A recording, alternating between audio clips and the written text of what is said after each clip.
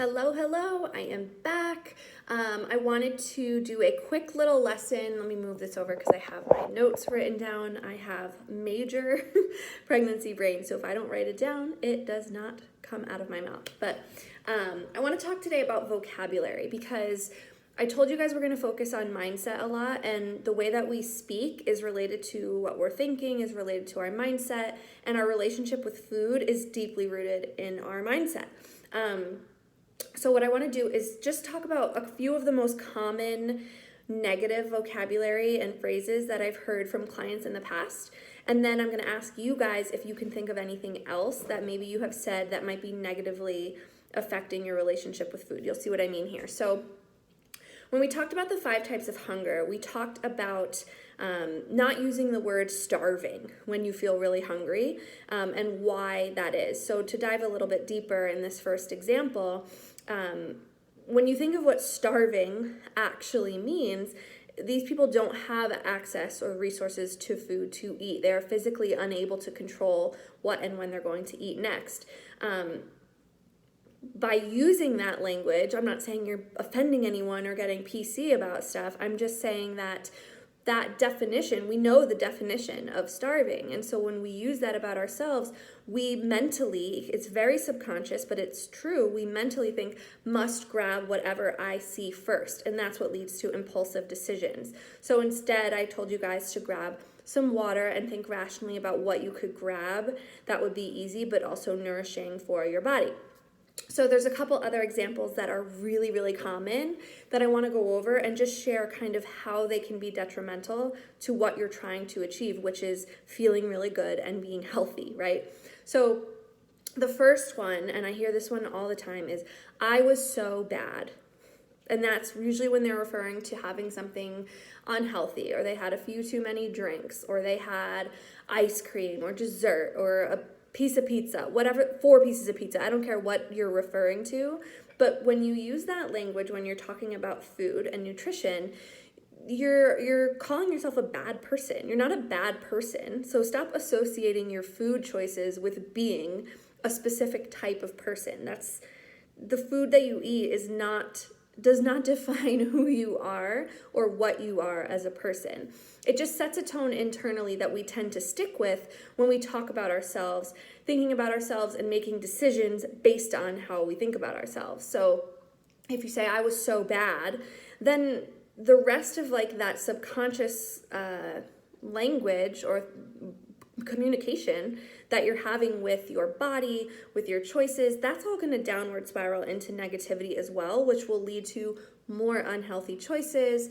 It can lead to food addiction. It leads to more emotional eating. These are all very real things that impact, again, not just weight loss, but also your skin, your energy, how you're able to sleep, your hair and your nail growth, your mental clarity, your everything. Your nutrition is really connected to everything. Your digestion, how your internal organs work, that's all based on food, you guys. And so when we're saying I was so bad and then we make decisions that agree with that mentality, we're really harming ourselves in more ways than one. So again, it's not like a light switch where you turn it on and off and you never use that phrase again, but really start to be conscious of the language that you're using and try to find something else to say instead. So if you made a choice that you don't feel good about, that's okay, but just say, hey, you know what?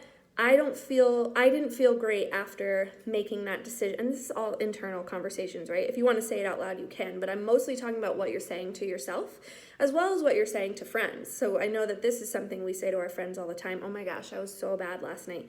But whether you're saying it out loud or internally, it's damaging in the same way. So instead of saying something like that, instead say something like, I don't feel great after that decision that I made. The next food choice I'm going to make is going to be something that makes me feel good.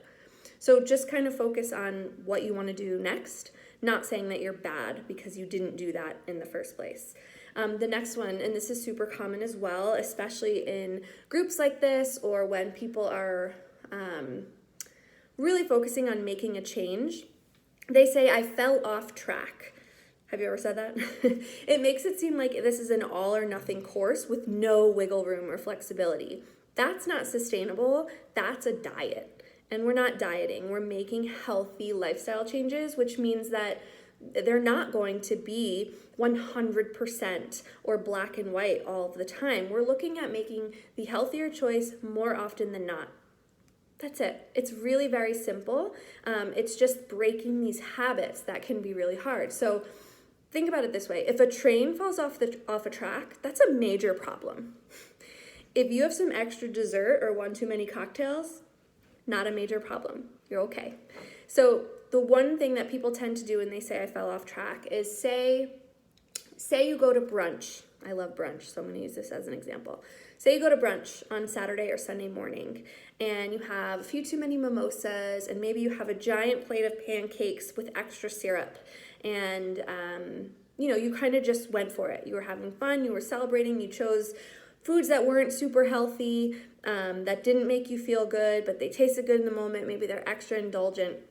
And then you say, oh, I really fell off track today. You're more likely to then make unhealthier choices for your next meal and the meal after that. And maybe you say, well, it's Saturday, I'll just start over on Monday. And then on Sunday, you're also not being conscious of the choices that you're making. And it all kind of stemmed from this idea that you fell off track and that you need to get back on track.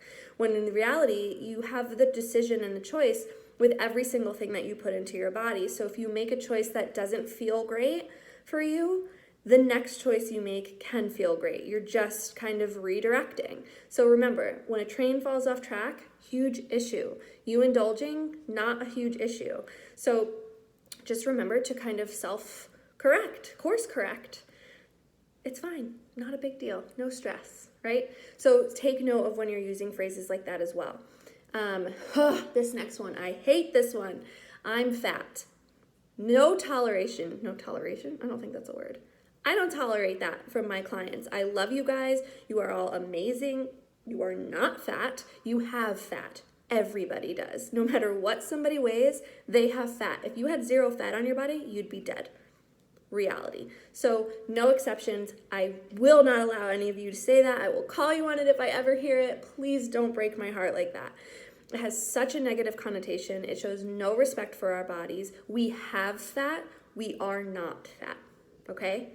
So just please, please, please, please stop saying that about yourself. And the last one I want to go over is I cheated. This isn't a diet, so there's nothing to cheat on. But think about it this way. When has cheated ever had a positive connotation? Never. Cheat is a negative word. If you cheat on a test, you get in trouble. You cheat on a spouse, that's a problem. You never want to use this to talk about your actions, about your body.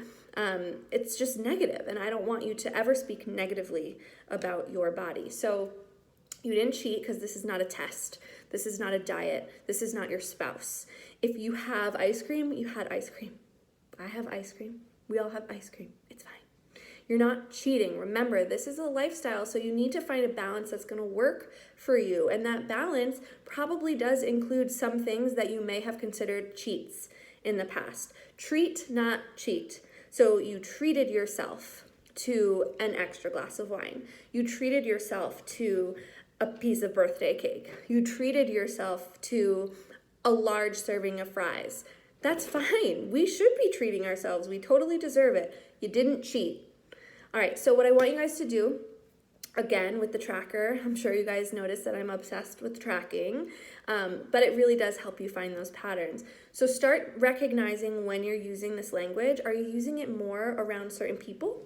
Are you using it more in certain environments? Are you using it more on certain days when certain things are maybe less in your control? Really take note of when you're using them and consciously be aware of when they come out. So you don't need to correct yourself if you're in the middle of a party and you say this and then you want to change your vocabulary. You certainly can. I think it would be amazing to help more people not use this type of language, but just be conscious of it and make an effort to start decreasing when you're using these words. I'd love to hear if you have another example or can think of something that either you've said or that you've heard somebody say that has a negative connotation with our bodies or food or anything that could directly impact our relationship with food.